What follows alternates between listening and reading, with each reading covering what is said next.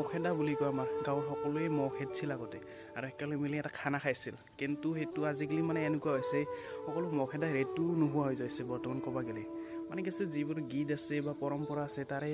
পূৰা প্ৰতি পুৰণা বস্তুৰ প্ৰায় নোহোৱা হৈ যাইছে মহ খেদাৰো সম্পূৰ্ণ মানে গীতটো কি হৈছে কিছুমানে জানে মনত নাই আৰু কিছুমান অলপ জানে সেইটোৱে হেৰি হৈ আছে মানে কেনেকুৱা ধৰক চাওকচোন নতুন আমি আধুনিক যুগলৈ আহিছোঁ কিন্তু পুৰণি যিগিলা হেৰি আছে আঘোণৰ পূৰ্ণিমা সেই হেৰিবোৰ পুৰা নোহোৱা হৈ যাইছে আমাৰ মাজৰ পৰা কিন্তু আমি যে সেইবোৰ হেৰি ৰাখিব লাগে অসমীয়াৰ মাজত অসমীয়াৰ এটা মহ খেদাৰ হেৰি আছিল কিন্তু সেইটো নোহোৱা হৈ যাইছে